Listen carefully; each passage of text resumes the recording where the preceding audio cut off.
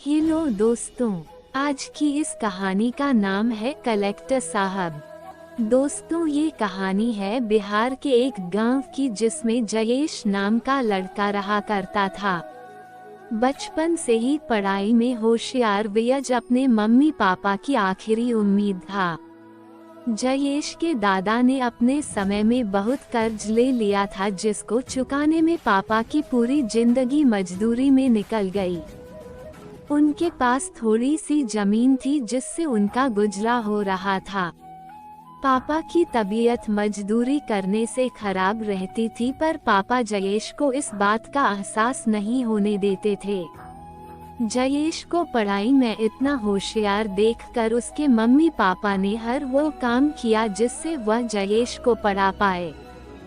जयेश की कॉलेज की पढ़ाई खत्म हो गई थी और वह एक छोटी सी नौकरी करने लगा जिससे उसका खर्चा निकल जाता और साथ में वह कलेक्टर बनने की तैयारी भी कर रहा था। जयेश अपने वक्त का एक मिनट भी फालतू नहीं गुजारता था। वह ने पूरा समय पढ़ाई और नौकरी में ही लगा दिया।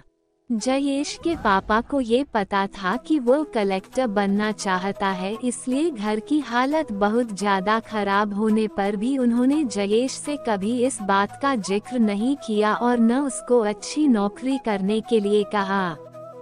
लगातार 2 साल तक जयेश पास नहीं हो पाया। उसके बाद भी उसके पिता ने अपना घर और जमीन गिरवी रखकर जयेश को आईएएस की कोचिंग ज्वाइन करवाई और उसकी नौकरी भी छुड़वा दी और केवल पढ़ाई करने को कहा। जयेश के पापा हमेशा उससे कहा करते, बेटा खेत और घर दोबारा आ जाएंगे पर कलेक्टर दोबारा नहीं बन सकते। आज पूरे साल पढ़ाई करने के बाद जयेश का रिजल्ट आ गया जिसमें वह अच्छे नंबरों से निकल गया था। आज उसके पिता से ज्यादा खुश कोई नहीं था। ऐसा लग रहा था जैसे जयेश का सपना पूरा होने वाला है, पर भगवान को कुछ और ही मंजूर था। जयेश का कल इंटरव्यू था और सुबह से उसके पापा की तबीयत खराब थी। जयेश के पापा उसकी मां से बार बार कह रहे थे कि जयेश को मत बताना और उस दिन देर रात उनकी मौत हो गई। अब एक मां जिसकी गोद में उसका पति गुजर गया और वह अपने दर्द को भुलाकर अपने बेटे की जिंदगी के बारे में सोच रही थी। मां ने पड़ोसियों तक को इस बात का एहसास नहीं होने दिया कि उसका पति अब नहीं रहा। पूरी रात ऐसे रोई कि आवाज भी न निकले और सुबह जयेश जब इंटरव्यू देने जाने लगा तब मां और पापा के आशीर्वाद के लिए उसने मां को कॉल किया।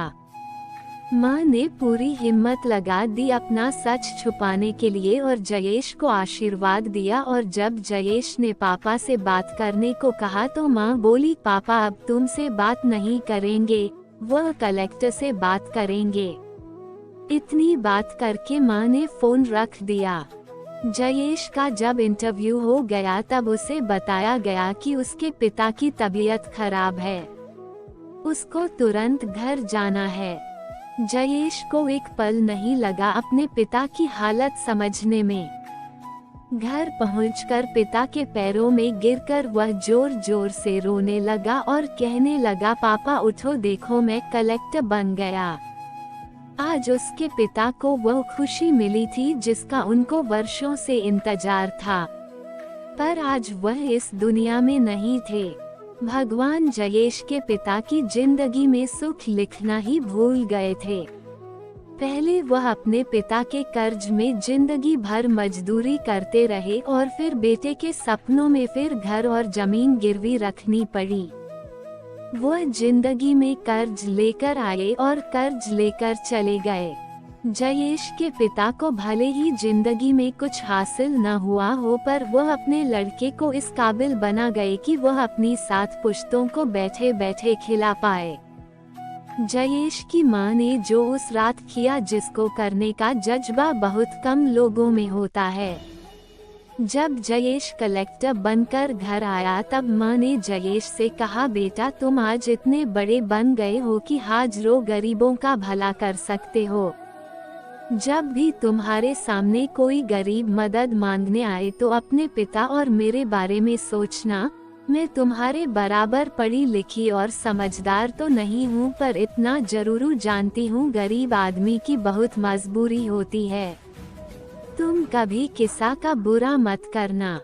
शिक्षा। दोस्तों, इस कहानी से हमें ये शिक्षा मिलती है कि वक्त कितना भी खराब हो, हम उसे बदल जरूर सकते हैं।